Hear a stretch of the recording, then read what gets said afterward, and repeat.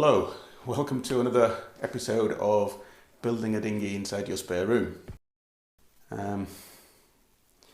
where I'm basically building a dinghy in my dining room. So obviously the floor is covered in tarpaulin to protect it from the epoxy and the sawdust, and I've just about got enough room in a 12 by 12 room to build a 10-foot dinghy. Thankfully, this particular dinghy splits in half. The idea is that it's easy to store, and if you want to put it on a boat and on a yacht, it takes up less space and you can get it on the foredeck more easily. So the front section goes inside the aft section. So today I'm hoping to get the aft section epoxied on the inside. So the outside of both the aft section and the forward section are now glassed over. So the next job is to epoxy the insides of the boat, and at that point the boat will then be watertight. It will still need fairing and painting, but it'll at least be watertight, and that's a big step forward. So the first one I'm going to do is the aft section, and it's going to need 3 coats, and it's going to need like about 4 hours between each coat for it to dry. I think the maximum you can leave it between coats is about 18 hours, so I'm planning to do one this evening, and then leave it overnight, and then do the second one in the morning, and then the third coat just after lunch tomorrow. So it's quite a lot of work to get it all done in one day. You need like a 14-hour day. So yesterday I got here and I just spent a couple of hours and I checked that the seat supports, you can probably just see one on the far side there, were level, and I found that one wasn't. So the starboard seat block on the forward section was, for some reason, it had dropped. So I need to raise that by about 3 or 4 millimeters, and I'm going to do that with a little slither of wood which I tested yesterday. So that needs to go on, and I'm also going to put the foredeck on today. So that's been glassed, that's been epoxied on the underside with 3 coats, so I just need to sand down the edges, and that can then get glued on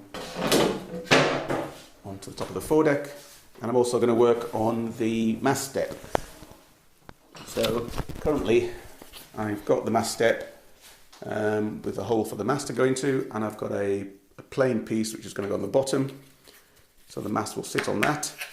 And I've started shaving this down to try and contour it to the bottom of the hull. And I've got some little filler pieces which I'm going to glass in place into the section of the bottom of the hull. And then this will sit on top of that.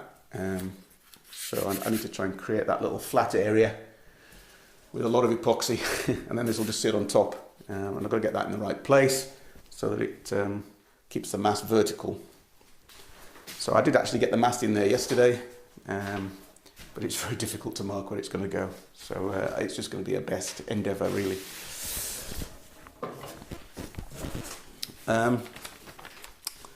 So that's it. So gluing up the mastfoot, gluing up that aft block, gluing on the foredeck. I want to trim the forward keel. I want to basically try and get as much sanding and cutting done as I need to this morning, so that then I can give the place a good sweep and even a mop down on the floor. And then I'm going to open up all the doors and windows and let the dust just get blown out, so that when I start doing the epoxy late this afternoon, it's not going to stick to the epoxy while it's wet. So I'm going to try and make a dust-free zone. So I need to get as much dust-related cutting and sanding done now as I can. Right, let's crack on.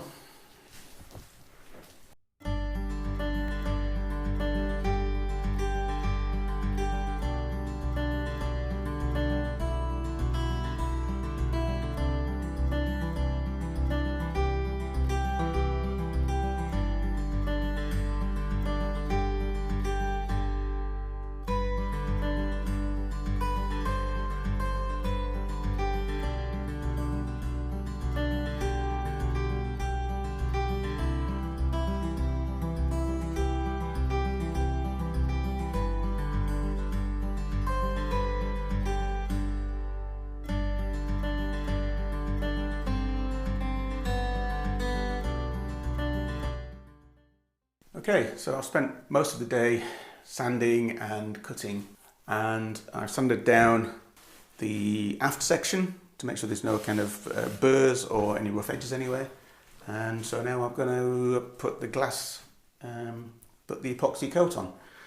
So as you can probably see, I've put in the fibreglass in the bottom. I've cut that to shape, and I'm not too worried about that because that's just on the inside to make it a little bit more hard wearing. And I'm going to apply that, of course, with the scraper.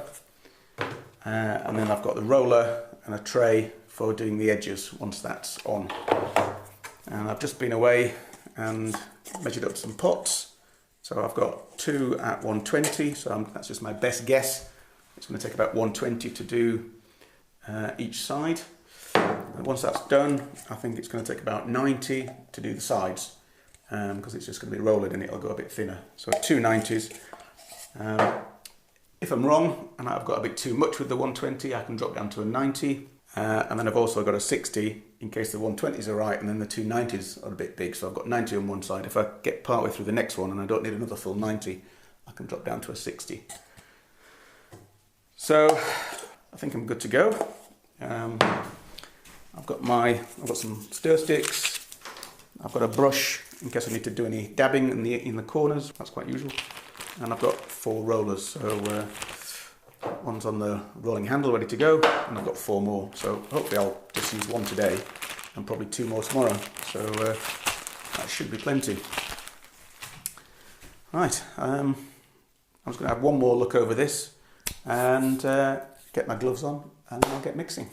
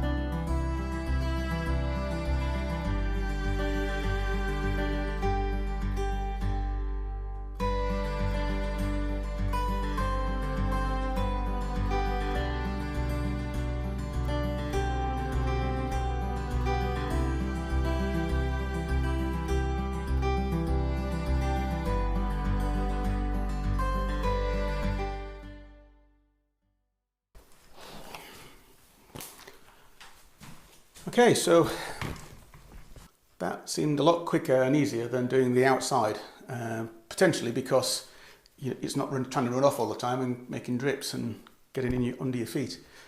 So, it's quite smelly in here, so I'm going to leave this overnight and get back in here first thing in the morning and go for the second coat. So it's about 7:30 now, so by about 8 o'clock in the morning, it's been 12 hours, so I think that's still within the recoat window. So yeah, fairly happy with that so far. So let's see how it looks in the morning. Morning. Right, so the first coat has been drying overnight. It's 8:30 now, and I finished doing this about 7:30, so it's been 13 hours. And the surface is still tacky to the touch, so we're good to go. I've got a couple of cups marked up. The first one I'm going to use is marked up with 120. The second one's marked up with 120 as well, but also 150, in case I don't quite get to the halfway mark with the first cup. 2 lots of 120 is my rough estimate what it's going to take. So yesterday I used the scraper on the fibreglass, which is in the bottom, and then I used the paintbrush on the rest of the hull, which seemed to work quite well. So now I'm going to use the roller for the second coat. So let's get cracking.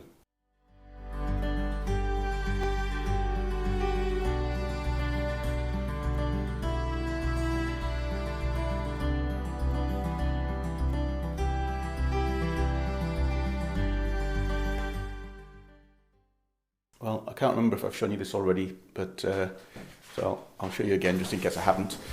The plan for this afternoon, before the final coat on the aft section, is to first of all glue on the foredeck. So that's been sanded down, ready to go. That's a good fit. I've also got the little spacer that I need to add on to the the forward seat block on the starboard side, because it was a little bit too low for some reason. But probably most importantly, or most difficultly, I'm going to lay down the foundation for the mastfoot. So if you can see here, what I've done is I've drawn where the mastfoot needs to go, and then I've marked out the position of various filling pieces. So that's piece number 6, and then piece number 5 will go here. That's 5. Oh, and then the other 5 goes there, that's right. So those are 2 5s. And then I've got the 4s. So I've got this one, that's forward. So that's on the starboard side, so that's here. That's the port side, that's forward, so that goes there. And then there's another one, which is going to go here like this. Let's think that's upside down. There we go. And then finally, the final piece sits on top like that. And that creates a fairly flat foundation for the actual mastfoot to sit on top of. And if you can just see there, that's going to be the 2 pieces of 3/4 inch ply. So there's 1.5 inches there, which is going to be the base that the mast goes into, and that will get glued on to this base plate. And I can fine tune that so that it's exactly below the upper mast support in the mast collar. So there we go. So the plan is to try and get that in. It's going to take a lot of epoxy with a lot of filler, and probably some sawdust to make it a good colour. And the trick is to try and get that flat. So wish me luck. Let's put this on time lapse and see how it goes.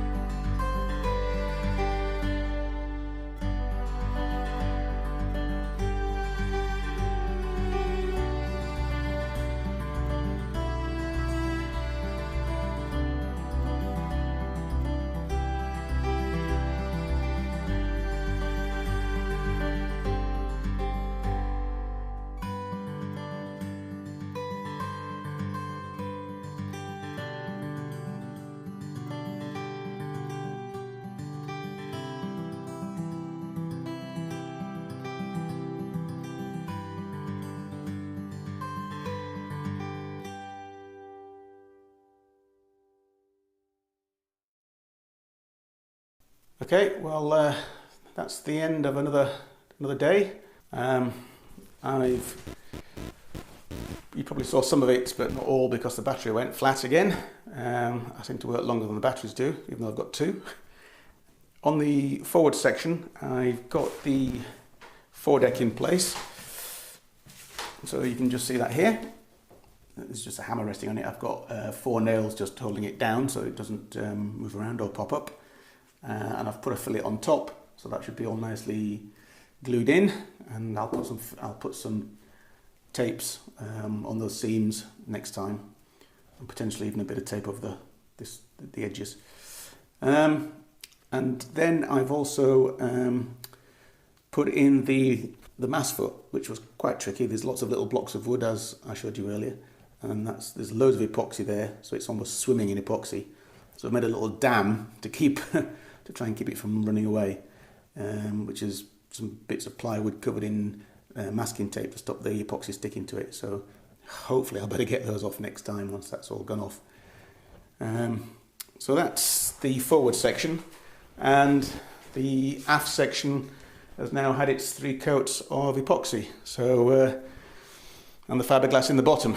So that was the plan basically. So so the only place really there's any glass tape is in the bottom. So that should make the bottom a bit more robust for chucking things in and carrying things. So hopefully that's going to be okay. So let's leave that for now, and see you next time. So as always, if you've enjoyed watching, please give me a thumbs up, a like, and if you'd like to stay in touch with new episodes as they come along, then just hit the subscribe button below this. Right, cheers, see you next time.